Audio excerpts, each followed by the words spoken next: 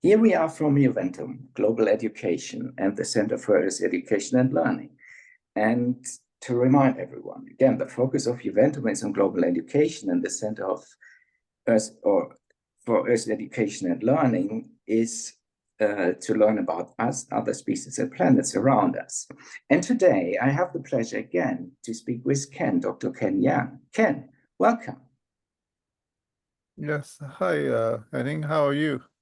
I'm good. And thank you again for taking the time and being available for another interview. And this time I thought, and we spoke already briefly about it, it's around Buckminster Fuller. It's about specific structure in buildings. And I want to ask you to start off the first question with what are your thoughts or perspectives on the work of Buckminster Fuller? I remember you said when we did the first interview that before you started your PhD, you were involved in a project of the autonomous house. And yeah, you said at that time, the project from your perspective was not fully sorted out. But anyway, what are your thoughts or perspective on the work of Buckminster Fuller?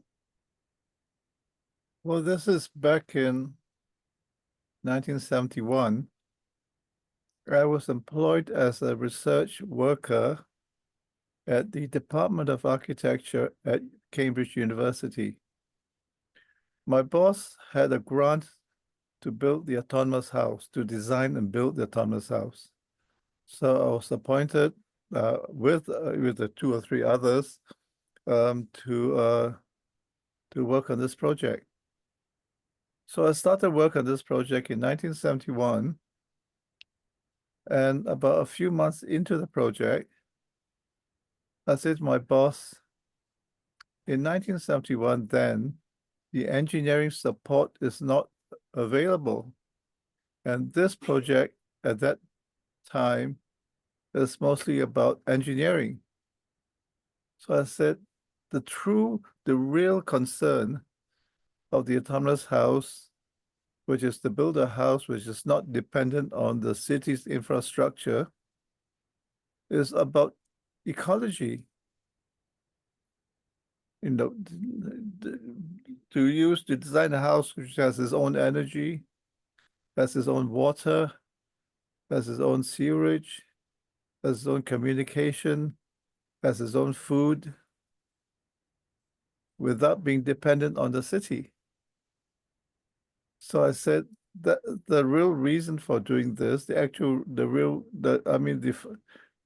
underlying reason for doing this is the ecology of the planet, so that we can build and live without being dependent on the city, depending on the city's energy, depending on the city's water, depending on the city's sewerage, depending on the city's infrastructure. At that time, back in 1971, few engineers were interested in it. And so I started to work on it. And after a few months, I said to my boss, I said, the project is really about the ecology of the planet and not yet about engineering. So I said, do you mind if I write a PhD on the ecology for design, the ecological design? So he said, yes, all right. So I started in early 1972 on the ecological design. So that's how it came about. Yeah, thank Ecological you. design is designing to integrate all our built systems with the natural environment. The natural environment means the ecological systems, the biomes, the biosphere, the biogeochemical cycles. Integrate everything that we make and do with the natural environment. That's ecological design. So that's where I started in 1972. So I wrote my doctorate on the topic, and I finally got the doctorate in 1976. And the doctorate became my life's agenda. Everything that I did after that was to try and interpret the ecological design principles into built systems. So that's the story of my architecture practice. Yeah, thank you, Ken. And so, in other words, we can say, of course, you are aware of the work that Buckminster Fuller did. Yes. And this kind of interview or these questions are, of course, not geared so much towards that, but I believe, as I said also in the first interview, you were rewarded, you were awarded, and I think you put a lot of, as you said, effort over lifetime until now and still continue. And it's fantastic what you have done into that. And I want to ask you specifically, having looked again from my perspective at your framework and what we discussed briefly, if I put the question like that, can you give an example or of where you maybe had projects where you were able, from your framework, to use parts of biogeochemical cycle, built systems, and energy systems to structure buildings in a very unique way? Well, so ecological design is integrating our built environment with nature. Our built environment is everything that we make and do as human beings on the planet. That means our buildings, our cities, our towns, our structures, our production systems, our artifacts, our gadgets, integrating those with nature and see how we can bring those together into a single built system. So creating this built system, we're integrating buildings with nature together to become one. That's what ecological design is about. So that's what I've been doing my whole life, or since 1976. So buildings consist of materials, consist of structures, consist of infrastructures, consist of artifacts, consist of gadgets, consist of food, everything that artificial that human beings make. So that's the buildings. Nature consists of the biosphere, the biomes, the ecological systems, the process that take place in nature, and ecological design is how we bring all these two together into whole. So that is what ecological design is about. So then I started to do this back in 1976. And I started to develop the theory, I started to find solutions. And so all the buildings I've done since 1976 is experimental buildings to try to interpret this concept into building form. So that's what our whole life is about. You would say, in other words, even though I pointed out three elements, you are more saying it's over a whole lifetime putting the framework and constant, to a certain level, experimenting on, of course, conscious and very careful considerations how to structure buildings. In other words, also, as best as you identified over time, that they are, if I can say it like that, as best as possible in harmony with all. Yes. Well, that's about it. Yep. And still, to make it maybe and maybe not, a little visible or tangible. There are certain structures which certain architects coined, or they are famous for this or that kind of design principles or how buildings look like. And interestingly, we started off as we spoke before the interview about characteristics, so to say, of people. And on the other side, if we can see these characteristics around them, or in other words, also if we can see characteristics of architects and see these characteristics in their buildings. But what I want to more highlight, or what I'm more heading to is, so Buckminster Fuller is known for, or to some extent, I believe, geodesic domes. And the dome, in that perspective, is a unique structure, which I also learned has been awarded that kind of design with dome by architects. But I'm just asking you, have you, Ken, also design buildings with this kind of or similar kind of structure, which is kind of similar to dome structure? Well, no, I haven't designed any dome structures. But the principle of the dome structure is to be structurally stable with minimal use of materials and energy. That's the principle of the geodesic dome. It's called tensegrity. That means you can have a structure of little components that attach to each other, creates a structural frame with minimal use of materials and energy. That's the geodesic dome. So now,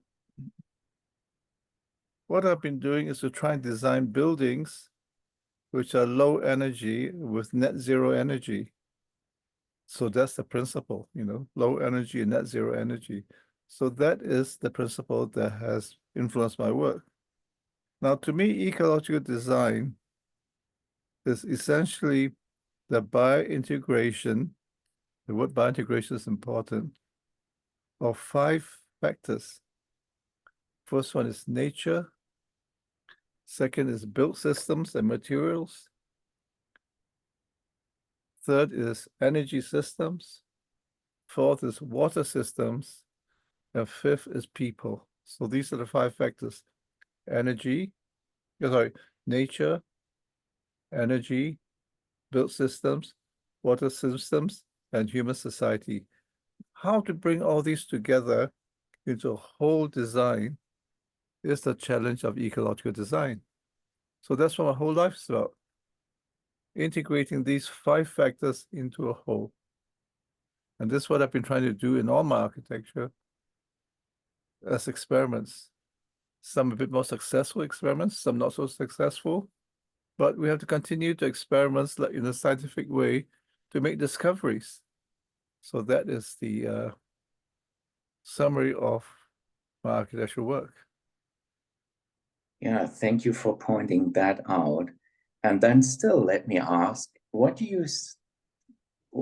would you say, if I may still ask that, what has been the extra so that you have the courage and still have the courage to do that? From my perspective, it is something kind of a philosophy. It's kind of a calling or an inner drive to do these things. And I just want to say, it's fantastic. It's great. You did it in your own way, but not just in your own way. as you cited again, these 5 elements, you are and have been integrating elements which are at large not only beneficial for society and the environment, but I believe for all. Yeah, so what are you asking why we do it or what we Yeah, do? yeah. Why are you doing it? Or what would you personally say? What was the, or what is the kind of extra driver behind the, or in addition to these 5 elements, so that you kept going forward and try to experiment? And of course, it's not just experimentation, it has to be stable buildings. But I believe there is this kind of inner force or calling. And again, it's not just some random trying this and that, but which with a big view on how things should be or how things should work. Well, I believe the reason why I'm doing this is for the ecological health of the planet. You see, we as human beings have done terrible things to the planet. We have devastated nature. We have removed much of the trees in nature. We have contaminated soils. We have lost a lot of species. They say that we're losing at least, a few hundred species per day. So that's the first thing. And then when we use energy, we produce energy by burning fossil fuels. Well, fossil fuels is a limited resource. We will soon run out of fossil fuels if we continue to use fossil fuels. But that's only part of the issue. When we use it to create energy, and we as human beings are addicted to energy, you cannot exist anywhere in the planet in our contemporary life without energy. Every time you switch off the lights, you are using electricity. Electricity comes from burning coal or oil. And when you burn coal and oil, it gives out emissions which contaminate the environment, which then creates greenhouse gases like carbon dioxide, carbon monoxide, and nitrous oxide, which then brings contamination. It brings the it affects the climate of the biosphere of the planet. And so all these factors, nature is biodiversity, human society is emissions and waste that are thrown into the environment, energy which is used which contaminates the biogeochemical cycles, use of water. In other words, we are contaminating the water and we are affecting the groundwater. And finally, we're affecting human life. The environment, by being contaminated, we cannot you cannot continue to live in this way. So the scientists who study climate say that we have maybe another 10 years left before the air in the biosphere becomes so contaminated that human life will be affected. There are certain cities in the world now which are so contaminated that when you go and live there, you get sick, you get ill. They say that one of the cities is Beijing in China. The air is so contaminated that certain people who have very sensitive lungs, get affected. And so what the reason then is that we have only about 10 years left before the climate and the planet becomes uninhabitable. So we have to do something about it. The ecologist says that this is the most compelling issue, existential issue that we have to address. But who's addressing it? Very few people. Only those people who appreciate the ecology of the environment, who study climatic sciences, do something about it. Governments are not interested. Governments are just interested in doing business as usual. And so the committed people like myself who say, yes, we have to do something about it. So my whole work is doing research on it, on how to design in an ecological way. But it's not just research. I have to test it out. So I test my ideas by my buildings, by my projects. And so that is the, in a nutshell, that is a summary of my life. Doing what we can do as architects to try and save the planet. But to get other people to do it, to get politicians to do it, to get people in the street to do it, that's very important. But that's not my job. It's not my job to influence people. It's not my job to persuade people. So I try and do it as it is said. I try and save the planet by example, by examples of my research, by examples of my publications, by examples through my buildings, and to show that yes, these are possible solutions to save the planet. So that is a summary of what I do. Yeah. And I hope it is eye-opening, insightful, and encouraging for as many as possible to take action for the environment, because it's ultimately for all of us. Yes, for the benefit of human society.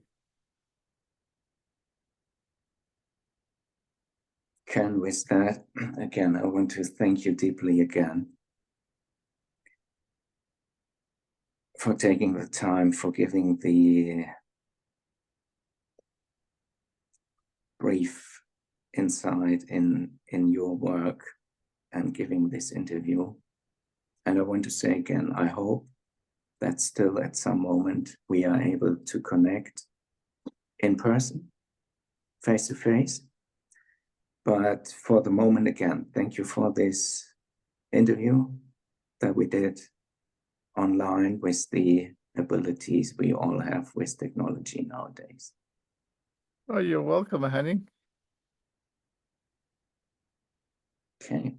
Speak to you hopefully again soon, and again, once again, from my heart to your heart, all the best and thank you. And I want to say again, all the best for all, and all the best of all for all. You're welcome, Henning. Be a good boy. Thank you.